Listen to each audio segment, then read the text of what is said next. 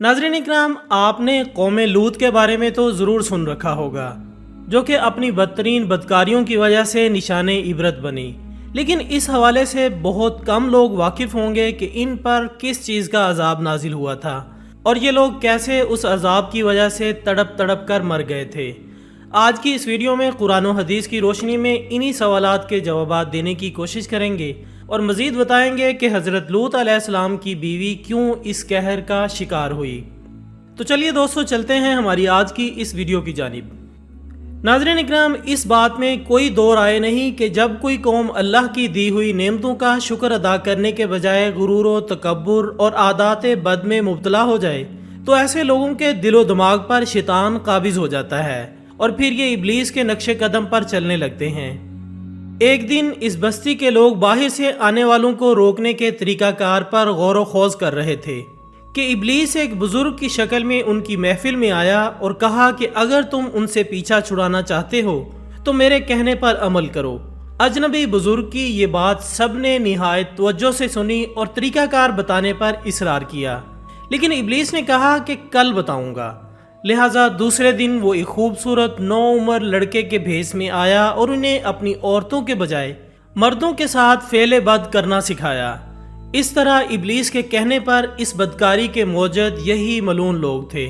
انہوں نے شیطان کی ایما پر ایک ایسا گناہ ایجاد کیا جس کا اولاد آدم میں اس سے پہلے کسی کو خیال تک نہ آیا تھا، اور یہی وہ وقت تھا جب اللہ تعالیٰ نے حضرت لوط علیہ السلام کو نبی بنا کر اس قوم کی اصلاح کے لیے بھیجا۔ حضرت لوط علیہ السلام نے ان کو توحید کی دعوت دی اور بیہودہ حرکات سے منع فرمایا۔ قرآن پاک میں اللہ تعالیٰ ارشاد فرماتا ہے، اور لوط کو یاد کرو جب انہوں نے اپنی قوم سے کہا کہ تم بے حیائی کے کام کیوں کرتے ہو؟ کیا تم عورتوں کو چھوڑ کر لذت حاصل کرنے کے لیے مردوں کی طرف مائل ہوتے ہو؟ حقیقت یہ ہے کہ تم بہت احمق لوگ ہو۔ سورۃ نمل آیت 54 تا 55۔ حضرت لوط علیہ السلام اپنی قوم کی عادت بد کی وجہ سے بڑے فکر مند رہتے تھے اور دن رات انہیں نصیحت و تبلیغ کرتے رہتے، لیکن قوم پر اس کا کوئی اثر نہ ہوا، بلکہ وہ مزید ڈھٹائی اور ہٹ دھرمی کے ساتھ فخریہ انداز میں یہ کام کرنے لگے۔ اس کے ساتھ ہی وہ حضرت لوط علیہ السلام کے ساتھ بھی سخت رویہ رکھتے اور ان کی باتوں کا مذاق اڑاتے۔ قرآن مجید فرقان حمید میں ارشاد باری تعالیٰ ہے، اور قوم لوط نے بھی پیغمبروں کو جھٹلایا جب ان سے ان کے بھائی لوط نے کہا کہ تم کیوں نہیں ڈرتے، میں تو تمہارا امانت دار پیغمبر ہوں، تو اللہ سے ڈرو اور میرا کہا مانو، اور میں تم سے اس کام کا بدلہ نہیں مانگتا، میرا بدلہ اللہ رب العالمین کے ذمے ہے۔ کیا تم اہل عالم میں سے لڑکوں پر مائل ہوتے ہو اور تمہارے پروردگار نے جو تمہارے لیے تمہاری بیویاں پیدا کی ہیں ان کو چھوڑ دیتے ہو؟ حقیقت یہ ہے کہ تم حد سے نکل جانے والے ہو۔ دوستو، اس سب کے باوجود انہیں حضرت لوط علیہ السلام کا سمجھانا برا لگتا تھا، چنانچہ انہوں نے صاف صاف کہہ دیا تھا کہ اگر تم ہمیں اسی طرح برا کہتے رہے اور ہمارے کاموں میں مداخلت کرتے رہے تو ہم تم کو اپنے شہر سے نکال دیں گے۔ اس حوالے سے قرآن مجید فرقان حمید میں ارشاد ہوتا ہے، وہ کہنے لگے کہ اے لوط، اگر تم باز نہ آؤ گے تو ہم تم کو شہر بدر کر دیں گے۔ ناظرین، حضرت لوط علیہ السلام مایوس ہونے کے بجائے قوم کو راہ راست پر لانے کی جدوجہد میں مصروف رہے، لیکن وہاں تو کیفیت یہ تھی کہ مرض بڑھتا گیا جوں جوں دوا کی، یعنی جتنا حضرت لوط علیہ السلام انہیں اللہ کے عذاب سے ڈراتے وہ اتنا ہی ان کا تمسخر اڑاتے، اور پھر ایک دن ان کی قوم نے خود ہی عذاب الہی کا مطالبہ کر دیا۔ اللہ تعالیٰ نے انہیں اب تک دردناک عذاب سے محفوظ رکھا تھا اور بدترین فحاشی اور بدکاری کے باوجود انہیں ڈھیل دی جا رہی تھی، لیکن اب انہوں نے خود ہی عذاب کی فرمائش کر دی اور بولے کہ اے لوط، اگر تم سچے ہو تو ہم پر عذاب لے آؤ۔ قوم کے اس مطالبے کے بعد حضرت لوط علیہ السلام کو یقین ہو گیا کہ اللہ تعالیٰ نے ان کے دلوں پر مہر ثبت کر دی ہے اور اب یہ راہ راست پر آنے والے نہیں۔ لہٰذا انہوں نے نہایت بے بسی کے عالم میں اللہ عز و جل کے سامنے ہاتھ پھیلا دیے اور دعا کی کہ اے میرے پروردگار، ان مفسد لوگوں کے مقابلے میں میری نصرت فرما۔ سورہ عنکبوت آیت 30۔ اللہ تعالیٰ نے اپنے نبی کی دعا قبول فرمائی اور اپنے خاص فرشتوں کو دنیا کی طرف روانہ کر دیا۔ حضرت سعدی رحمۃ اللہ علیہ فرماتے ہیں کہ یہ فرشتے حضرت ابراہیم علیہ السلام سے ملاقات کے بعد حضرت لوط علیہ السلام کی بستی میں جا پہنچے اور دوپہر کے وقت وہاں داخل ہوئے۔ جب وہ صدوم شہر پہنچے تو ان کی حضرت لوط علیہ السلام کی صاحبزادی سے ملاقات ہو گئی جو کہ وہاں پانی بھرنے پہنچی تھی۔ فرشتوں نے لڑکی سے پوچھا کہ ہم یہاں کہیں ٹھہر سکتے ہیں؟ لڑکی نے جواب دیا کہ آپ یہیں رکیں، میں واپس آ کر بتاتی ہوں۔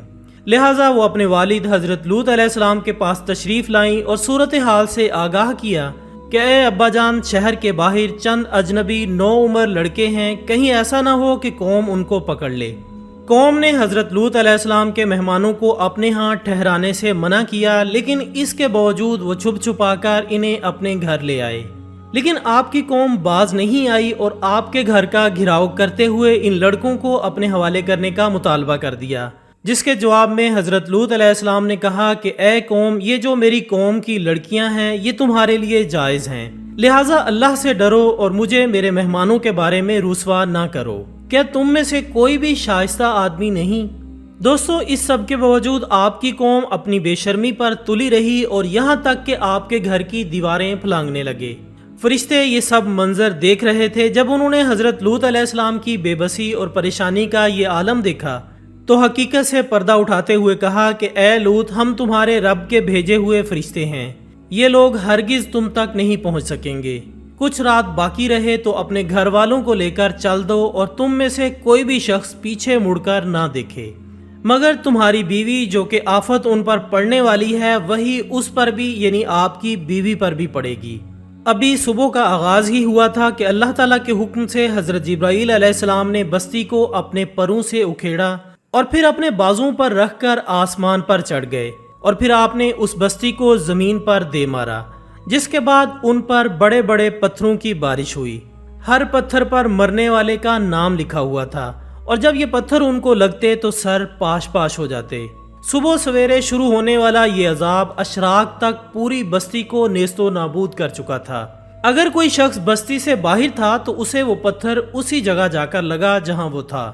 عین اس وقت جب یہ شہر الٹ پلٹ ہو رہا تھا، حضرت لوط علیہ السلام کی ایک بیوی جس کا نام وائلہ تھا، جو کہ در حقیقت منافقہ تھی اور قوم کے بدکاروں سے محبت رکھتی تھی، اس نے پیچھے مڑ کر دیکھ لیا اور کہا کہ ہائے رے میری قوم، یہ کہہ کر کھڑی ہو گئی۔ پھر عذاب الہی کا ایک پتھر اس پر بھی گرا اور وہ بھی ہلاک ہو گئی۔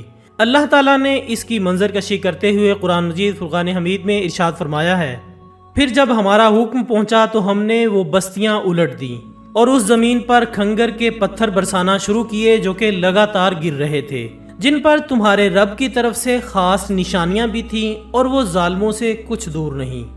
ناظرین محترم، قوم لوط کی ان خوبصورت بستیوں کو اللہ تعالیٰ نے ایک انتہائی بدبودار اور سیاہ جھیل میں تبدیل کر دیا، جس کے پانی سے رہتی دنیا تک کوئی فائدہ نہیں اٹھایا جا سکتا۔ سمندر کے اس خاص حصے میں کوئی جاندار مچھلی، مینڈک وغیرہ زندہ نہیں رہ سکتا، اس لیے اسے بحیرہ مردار کہا جاتا ہے۔